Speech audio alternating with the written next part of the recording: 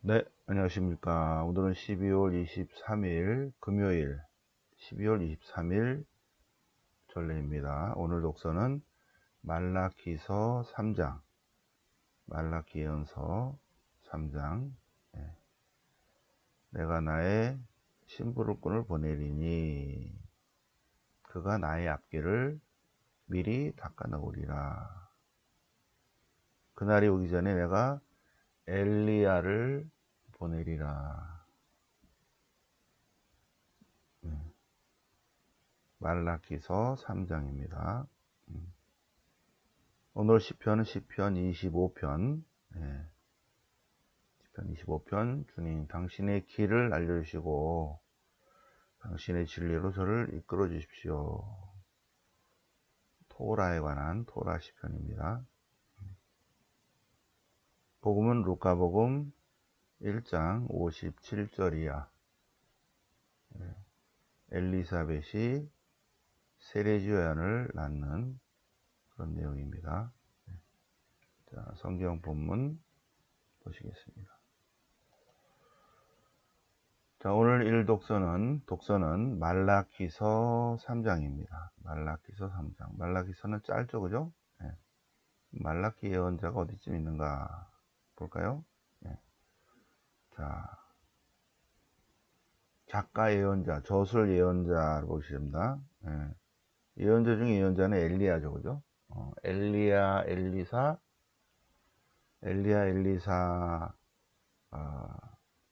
책은 없죠, 그죠? 예언서는 아모스서부터 시작합니다. 우리 5월달, 6월달에 예언서 공부하겠습니다. 최초의 작가 예언자 아모스, 그죠? 아모스. 그 다음에 북왕국의 멸망 전의 예언자 아모스, 호세아, 제1 이사야, 미카. 그래서 북왕국이 멸망하기 전에 하느님이 예언자를 보내서 좋은 말 할 때 우상 숭배하지 마라. 그런데도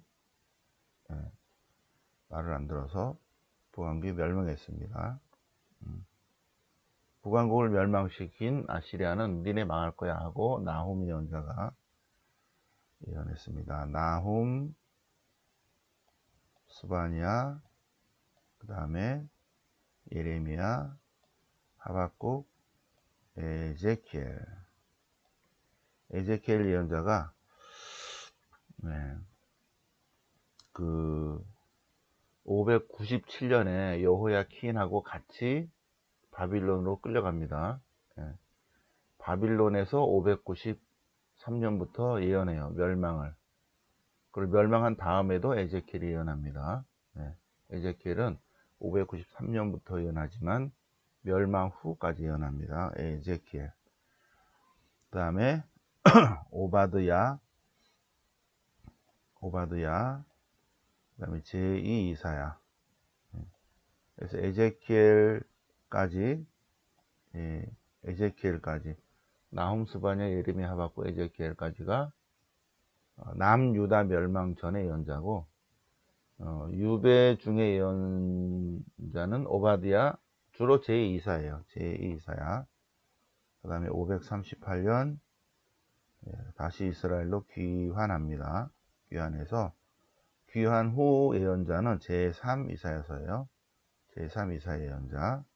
그 다음에 성전을 지라고 515년 성전 재건을 위해서 학가이 주카리아가 하느님의 부르심을 받았고, 그리고 제일 마지막 예언자는 요엘인데 그 앞에 말라키 예언자가 나옵니다. 말라키, 오늘 독서죠.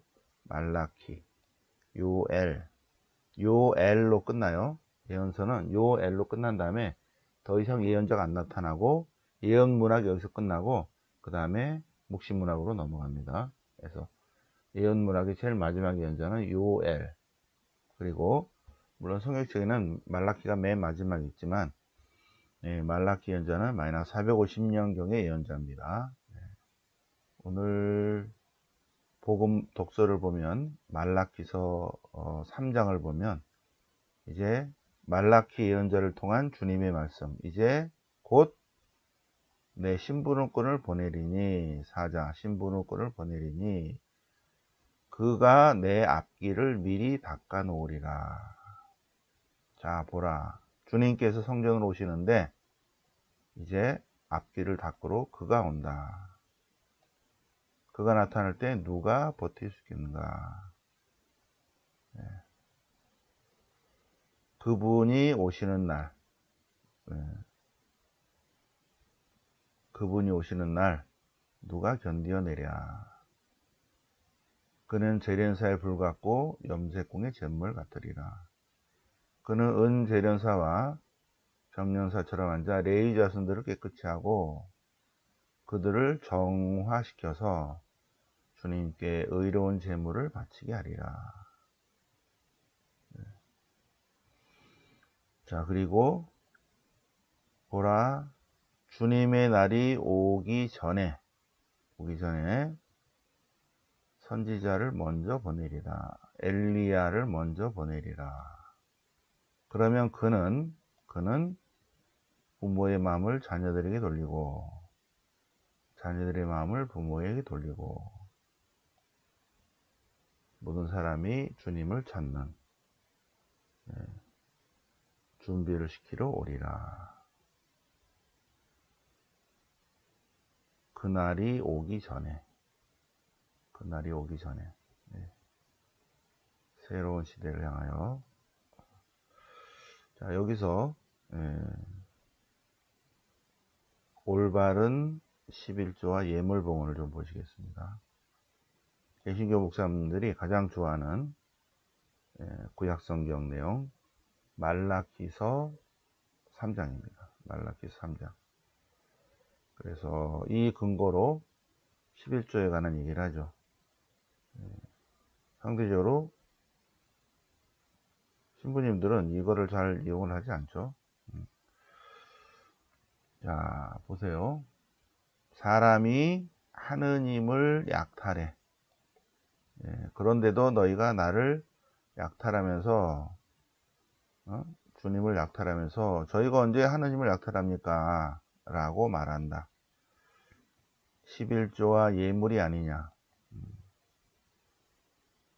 너희 온 백성이 하느님을 약탈하고 있으니 11조를 봉헌하지 않고 있으니 저주받으리라.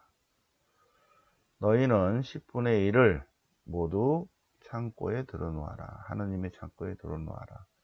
그래서 하느님의 집을 넉넉히, 하느님의 집의 양식이 넉넉하게 하라.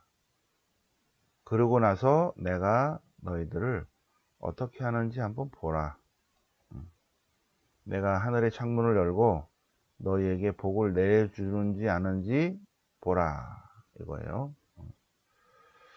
언뜻 보면 11조를 봉헌한 것 같지만 11조를 봉헌하면 하나님이 얼마나 축복하는지를 보라. 선교 신자는 왜 이걸 체험 못하냐면 봉헌 안 하니까.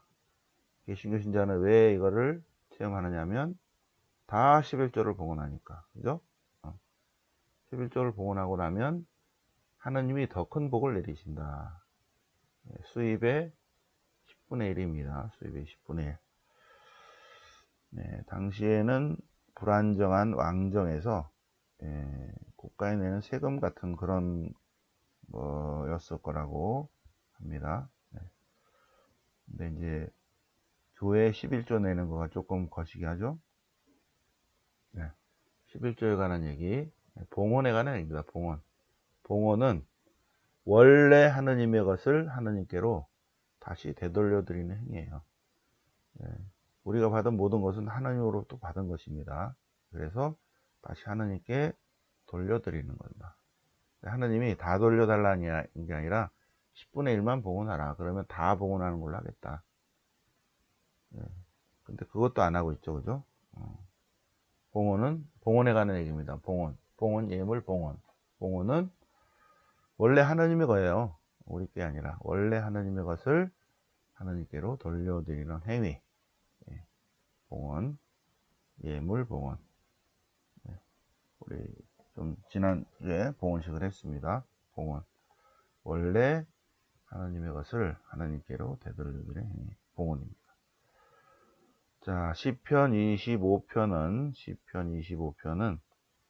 토라 시편이면서 알파벳 시편. 당신의 길, 당신의 행로, 당신의 진리, 주님의 길을 가르쳐 주소서. 가라는 이들이 올바른 길을 걷게 하십시오.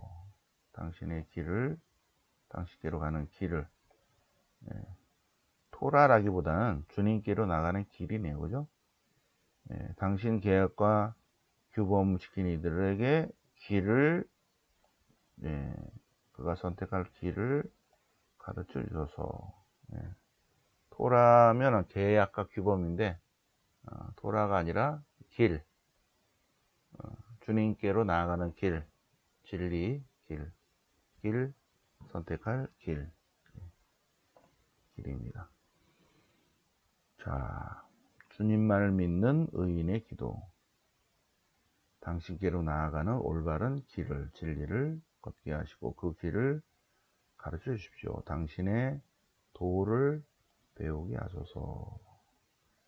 자, 복음은 루카복음 1장, 세례자 요한의 출생 예고를 다시 한번 보면, 천사가 자기 나중에 이름을 알려주죠. 나는 가브리엘이다. 가브리엘. 두려워하지 마라, 스가랴야. 너의 청혼이 받아들였다. 아들을 낳을 것이니 아들을 요한이라 하여라. 하느님께서 은총을 베푸셨다. 라는 뜻입니다. 요한, 존. 그는 엘리야의 능력을 가지고 그분보다 먼저 와서 백성들이 그분을 맞이할 준비를 시킬 것이다. 자, 오늘 복음 보면 그래서 그 아들을 엘리사벳이 이제 낳습니다. 그래서 이름을 지으려고 할 때 스가랴라고 하니까 아기의 어머니가 아닙니다. 아들은 존입니다. 존. 하나님께서 은총을 베푸셨다. 라는 거죠.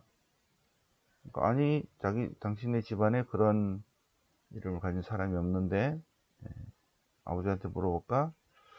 아버지는 아들의 이름을 뭐라고 그래요? 아들의 이름은 존이다. 하나님께서 은총을 베푸셨다. 그리고 벙어리가 풀렸죠. 사람들이 이 아이가 대체 무엇이 될 것인가 하고 깜짝 놀랐다는 내용입니다. 오늘 12월 23일 전례는 말라기서, 하느님께서 오시기 전에 심부름꾼을 보내리니 그는 엘리야를 미리 보내겠다. 그가 주님을 맞이할 준비를 하게 하리라는 예언이 말라기서에 있고 그것이 그대로 이루어지는 내용입니다. 오늘 복음은 루카복음을 묵상을 하셨습니다. 영광이 성부와 성자와 성령께 처음과 같이 이제 항상 영원히 아멘. 성부와 성자와 성령 이름으로 아멘.